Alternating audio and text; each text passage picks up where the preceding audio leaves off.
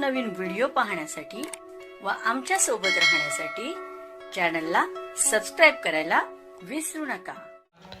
तर बघा काय शासनाने झालेल्या याच्यात काय म्हटलेलं आहे, आरोग्य सेवा आयुक्तालयाअंतर्गत महाराष्ट्र वैद्यकीय व आरोग्य सेवा गट S20 मधील अधिकाऱ्यांच्या वयाच्या 50-55 वर्षानंतर सेवा पुनर्वलोकन करण्याबाबत महाराष्ट्र नागरी सेवा निवृत्ती वेतन नियम 1982 नियम 10 व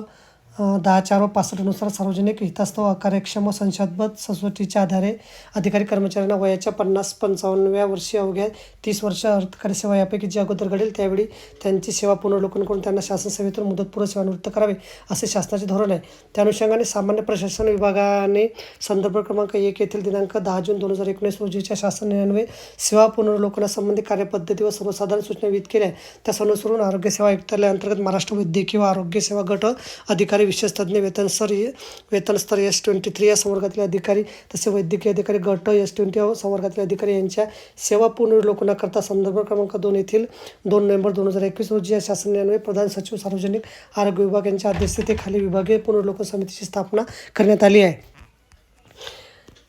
विभागीय पुनर्वलोकन समितीने केलेल्या शिफारशी अनुसरून आरोग्य सेवा आयुक्तालयाअंतर्गत महाराष्ट्र वैद्यकीय आरोग्य सेवा गट तसेच सामान्य राज्यसेवा गटामधील अधिकारी विशेषज्ञ वेतनस्तर S23 संवर्गातील अधिकारी तसे वैद्यकीय अधिकारी गट या संवर्गातील सोबत जोडलेल्या प्रपत्रावर नमूद केले एकूण दोन अधिकाऱ्यांची सेवा त्यांच्या वयाच्या 50-55 वर्ष अथवा 30 वर्ष अर्थकारी सेवा यापैकी जी अगोदर घडेल त्यानंतर चालू ठेवण्यास मान्यता देण्यात येत आहे। संदर्भ क्रमांक 3 व 4 नुसार प्राप्त प्रस्तावानुसार आरोग्य सेवा आयुक्तालयाअंतर्गत महाराष्ट्र वैद्यकीय आरोग्य सेवा गटामधील अधिकारी विशेषज्ञ या संवर्गातील अधिकारी तसेच वैद्यकीय अधिकारी गट या संवर्गातील अधिकाऱ्यांच्या वयाच्या 50-55 वर्ष अथवा 30 वर्ष अर्थकारी सेवा यापैकी जे अगोदर घडेल त्यावेळी त्यांचे पुनर्वलोकन करण्यासाठीचा विहित प्रस्ताव प्रधान सचिव सार्वजनिक आरोग्य विभाग यांच्या अध्यक्षतेखाली विभागीय पुनर्वलोकन समितीसमोर चक्रीय पद्धतीने